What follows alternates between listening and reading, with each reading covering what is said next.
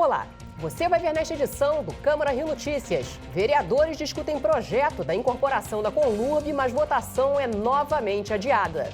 Câmara do Rio define integrantes das comissões permanentes. Já está definido quem vai participar de cada comissão. Agora só falta decidir quem será o presidente, o vice e o vogal. E a confeitaria mais antiga da cidade completa 160 anos. Não saia daí, a gente volta já.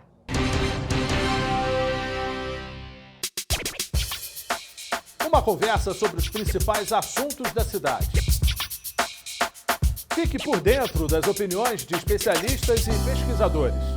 Rio em Pauta, toda sexta, às 14h. A gente começa esta edição do Câmara Rio Notícias falando das discussões do projeto que transforma funcionários da Conlurb em servidores estatutários. Mais uma vez a votação foi adiada. A repórter Simone Braga acompanhou. Na sessão plenária desta quarta-feira, mais uma vez, aconteceu uma grande discussão sobre o projeto de lei complementar de autoria do Poder Executivo que altera o regime de contratação dos funcionários da Conlurb. Vários vereadores se manifestaram sobre o projeto. Para minha surpresa, a emenda de minha autoria, que previa a ampliação desse direito para todos os empregados da Conlurb, foi considerado inconstitucional. Não sei por que foi considerado. Na verdade, não sei nem se os membros da comissão sabem por que eles votaram pela inconstitucionalidade. Esse é um PL ruim para a cidade do Rio de Janeiro, ruim para os servidores que acham que serão beneficiados e ruins para todos os outros servidores.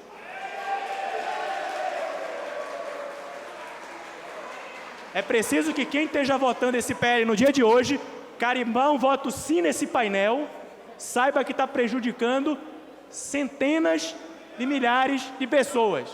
Se este projeto PLC 146 garantisse isso, o direito da aposentadoria digna, o direito da paridade e da integralidade, direito que foi conquistado por servidores públicos ao longo do tempo, mas perdido nas últimas reformas, se ele significasse ganhos para grande parcela dos servidores desse município, esse projeto teria o voto unânime da bancada do PSOL. Mas eu quero dizer que o PLC 146 não faz isso. Ele é um engodo, ele é uma mentira. Foi dito que o projeto poderia não ser vantajoso para todos os servidores incluídos nesse PL 146. Então fiz essa emenda tornando facultativo o ingresso desses servidores dentro desse projeto, para que vocês possam discutir com seus advogados, com seus contadores, e vendo que se for vantagem para vocês, vocês possam sim aderir ao projeto de lei, mas que se não for, vocês se reservem o direito de permanecer como estão e assim garantir todos os seus direitos. Eu só quero fazer um anúncio para que a base bote a mão na base do governo, que vai votar sim ao projeto, bote a mão na consciência e pense, reflita só em uma coisa. Quem varre a rua do seu bairro, tá ali, ó. Quem troca a lâmpada que está apagada no seu bairro é o funcionário da Rio Luz. Quem pinta a rua, quebra mola, quem cuida do trânsito na sua cidade é o cara da Sete Rio. E eles não estão nesse projeto. Vocês hoje, quem votar sim esse projeto, está votando contra a garizada, que tem chorume na veia, ó. Está votando contra a Rio Luz, está votando contra a Sete Rio e está votando contra 190 mil servidores estatutários que vão ter a sua previdência mais uma vez ameaçada. As escolas estão abandonadas, os hospitais sem médicos, e o senhor quer vir aqui nesta casa privilegiar o topo da pirâmide da Conlurb, que ganha acima de 20 mil reais? Não. A Câmara de Vereadores não pode permitir isso. Isso é um atentado à Constituição, e principalmente é uma agressão a todo servidor público que se dedicou a fazer um concurso, que labuta horas e horas num trabalho precário e que agora está vendo as pessoas passarem na sua frente por um capricho, um privilégio do prefeito. Nós estamos diante de um projeto que não é um projeto simples, é um projeto que tem de fato muita complexidade e que demanda, com certeza, uma avaliação muito mais criteriosa. Os técnicos da Fazenda, a Procuradoria do município do Rio de Janeiro, os próprios executivos e direção da empresa de limpeza urbana da Conlurb no Rio de Janeiro, devem a essa casa, na nossa leitura, explicações mais convincentes. Da minha parte, e o que tenho conversado com alguns vereadores, não estamos convencidos da importância desse projeto para a cidade do Rio de Janeiro. Ao contrário, estamos preocupados se esse projeto vier a ser aprovado, como é que será o Fundo de Previdência da Câmara Municipal. E essa casa tem que levar em consideração o que foi apresentado pelo Tribunal de Contas no município. Os números, resumidamente, são muito evidentes. Fala-se em R$500 bilhão de prejuízo à Previdência da cidade do Rio de Janeiro. Lembrando que esse Fundo de Previdência, ele não pertence a um prefeito. Ele pertence a todos aqueles funcionários públicos que dão suas contribuições. A ponto de eu me questionar até que ponto nós, vereadores, podemos chancelar algo que amanhã eles vão pagar. Os funcionários públicos municipais é que serão chamados a pagar essa conta. Eu votarei a favor das emendas e contrário ao projeto. É esse o encaminhamento que farei, inclusive. Entre primeira e segunda discussão, amanhã, já está à disposição desta casa a possibilidade de que todos que queiram discutir o projeto, entender o projeto verdadeiramente, através de uma representação, porque não pode todo mundo ao mesmo tempo, mas através de uma representação, fazer parte de um debate que será realizado ou na presidência ou na sala de comissões, para entender o que está acontecendo. E, a partir daí, tomar a decisão que julgar mais pertinente. Após muitas discussões, a sessão foi encerrada e o projeto de lei complementar retornará na próxima sessão plenária. Câmara do Rio aprova a lei que cria Sistema Municipal de Cultura. Proposta em tramitação autoriza a Prefeitura a filmar e transmitir licitações. Projeto de lei complementar determina a distribuição de uniforme completo e coletes à prova de balas para agentes da Guarda Municipal.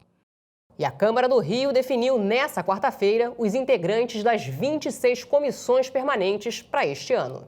A Câmara tem 26 comissões permanentes que tratam de temas variados, como, por exemplo, saúde, educação, direitos humanos, meio ambiente e orçamento da cidade.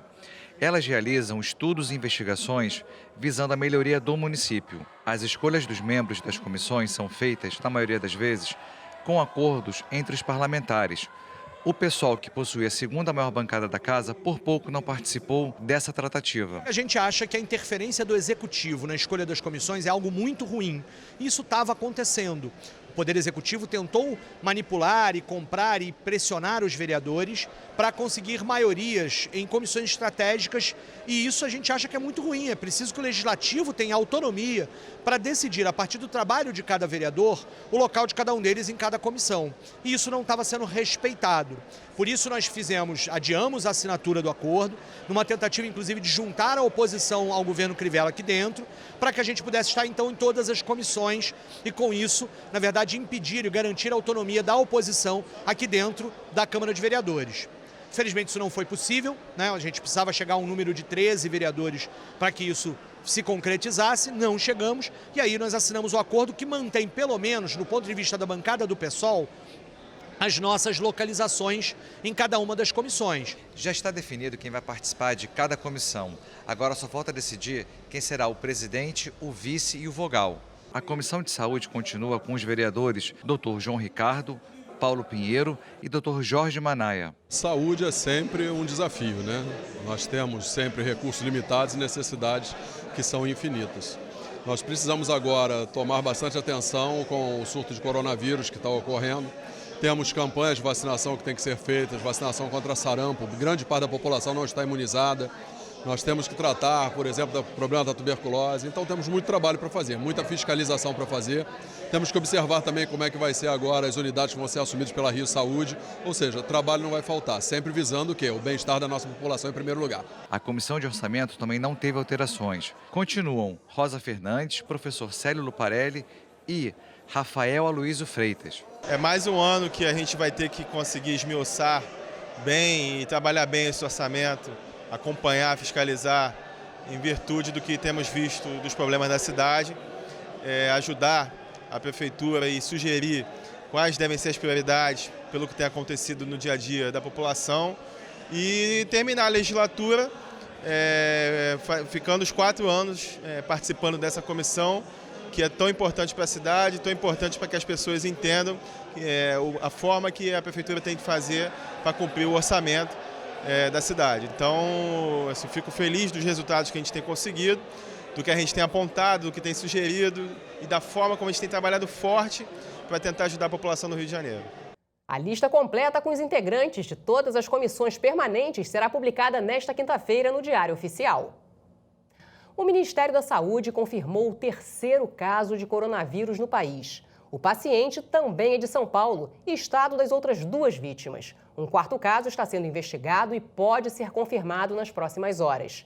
Exames iniciais revelaram que o paciente contraiu o vírus.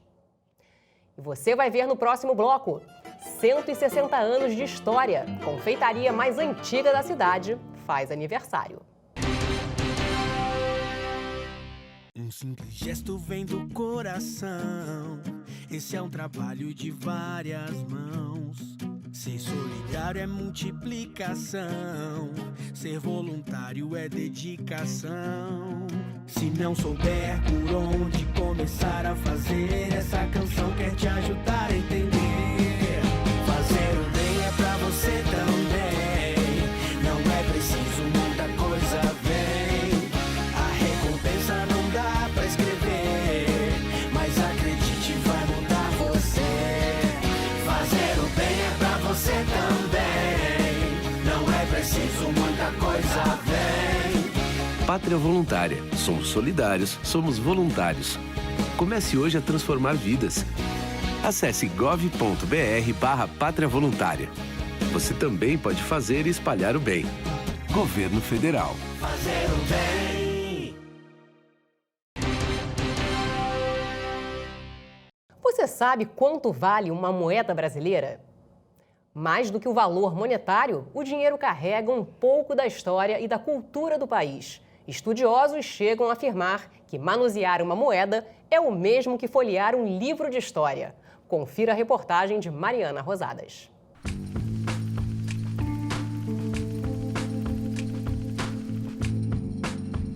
Numismática é a ciência que estuda moedas, cédulas e outros impressos que representam valores, como vales transporte, cupons de desconto, selos, cheques e medalhas.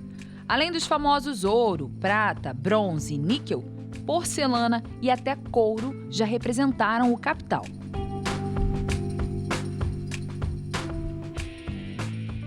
O primeiro dinheiro a circular no Brasil é originário de Portugal e data de em torno de 1500. Os florins foram os montantes que começaram a ser cunhados por aqui, na época do Brasil holandês, e apresentavam o nome do país colônia. Entre uma coisa e outra, as conchas típicas do litoral nacional foram usadas como quantia na compra e venda de produtos e serviços. Mais recentemente, balas e fichas telefônicas serviam de substitutos para o troco no comércio. Mais do que o valor monetário em si, o dinheiro carrega símbolos do tempo e da cultura do país. Para os estudiosos, manusear uma moeda é o mesmo que folhear um livro de história. Nossa peça de maior valor numismático, avaliada em cerca de $100 mil, pode ser vista na Galeria de Valores, exposição permanente do Centro Cultural Banco do Brasil. 64 exemplares foram feitos especialmente para a coroação de Dom Pedro I, que não permitiu a reprodução. O imperador não gostou da maneira que foi retratado, romano demais, com folhas de louro enfeitando sua cabeça. Até hoje, apenas 12 moedas dessas são conhecidas em todo o mundo. Já Dom Pedro II é a personalidade mais homenageada em nossos tostões, desde a infância até o final da monarquia. A exposição foi inaugurada nos 200 anos do Banco do Brasil, em 2008. Essa galeria ela foi criada a partir da coleção de numismática do Banco do Brasil, né? A coleção de moedas do banco, que o banco adquiriu, começou a adquirir, né? E foi adquirindo peças ao longo dos anos em 1936. Então, essa coleção ela tem mais de 38 mil peças. E dessa coleção toda foi feita uma curadoria e se montou essa exposição, que tem 2.000 peças da coleção. Um dos maiores especialistas em moedas do país, filho do político e diplomata Oswaldo Aranha, começou sua coleção ainda garoto.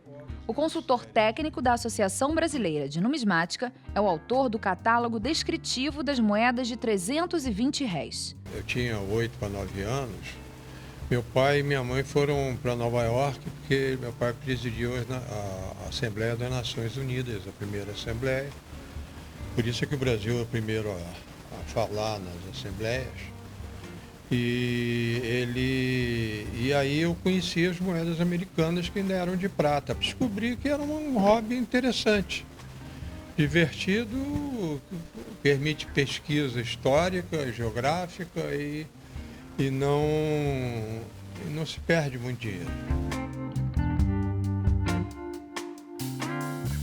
As cédulas de papel ganharam destaque por aqui no momento da industrialização brasileira, personificada pelo Barão de Mauá, quando os merréis já não davam mais vazão a transações de altos preços. A partir da era Vargas, com as muitas mudanças de unidades monetárias, a relação entre o tutu e os respectivos governantes começou a se estreitar. O mesmo aconteceu por parte da população, que não perdia a oportunidade de brincar com o dinheiro. Na década de 60, por exemplo, era comum encontrar notas de 5 cruzeiros dobradas, fazendo o índio impresso tocar o apito no din-din. Muita gente passou a guardar as variadas cédulas apenas para fins de arquivo pessoal. Houve muitas moedas circulando com figuras diferentes dos diversos esportes, e algumas com flores e animais e tal. Aumentou muito o número de colecionadores. Só que os colecionadores no Brasil disso aqui são colecionadores de moedas, vamos dizer, baratas, tá? Então tem uma quantidade muito grande hoje, tem um volume grande sendo vendido, mas que não valoriza muita coisa, porque são moedas comuns. Mas isso é extremamente positivo para colecionismo de moedas.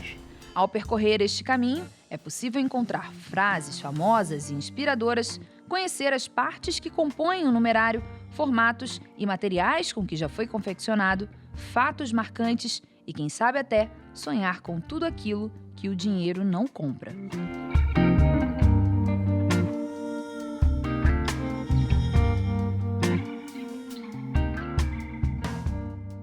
E a confeitaria mais antiga da cidade completa 160 anos.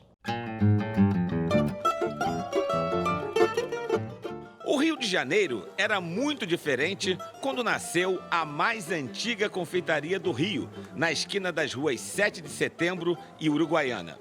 O imigrante francês Auguste Charles Félix Cavé foi o fundador da loja que carrega seu nome até hoje, a Casa Cavé.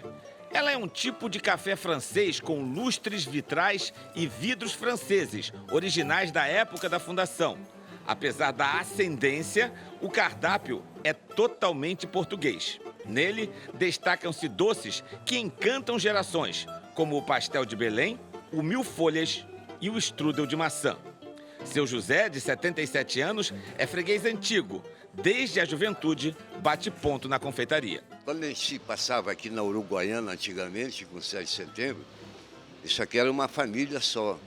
O cheiro e o gostoso daqui dos doces nos levávamos a entrar e e mudar até de atitude. Nestes 160 anos, a confeitaria teve também um novo endereço. Entre 2007 e 2014, ela passou a funcionar exclusivamente aqui nessa loja que fica perto do prédio anterior e que também foi o endereço da chapelaria Radiante. Por coincidência, o primeiro emprego da cantora Carmen Miranda. Mas em 2015, o antigo prédio foi reincorporado e hoje as duas lojas mantêm viva a tradição secular aqui no centro do Rio.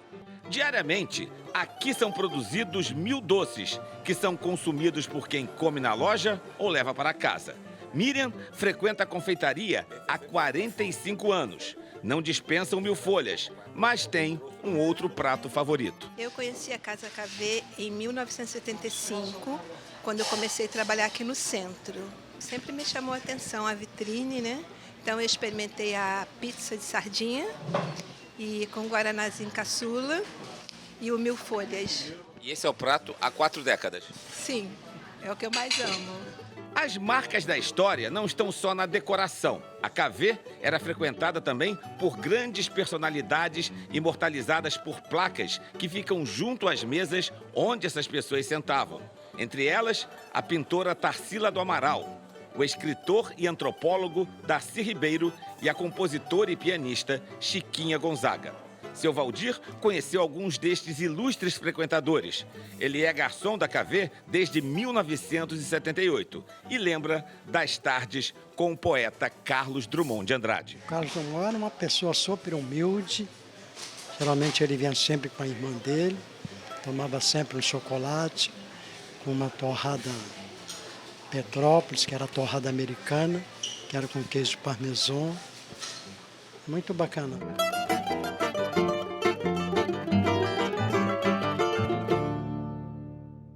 Vai ser enterrado nesta quinta-feira o corpo da cantora Adelaide Chioso. Ela morreu no Rio de Janeiro aos 88 anos. Adelaide integrou o elenco de cantoras da Rádio Nacional e também foi atriz. Trabalhou em mais de 20 filmes da Atlântida. Você fica agora com um trecho da música Beijinho Doce, o maior sucesso da cantora. Que beijinho doce foi ele quem trouxe de longe pra mim. Um abraço apertado, um suspiro dobrado, que amor sem fim.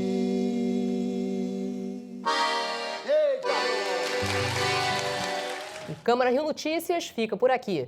Acompanhe nossa programação também nas redes sociais. A Rio TV Câmara está no YouTube, no Facebook, no Instagram e também no Twitter. Obrigada pela companhia. Amanhã a gente se vê.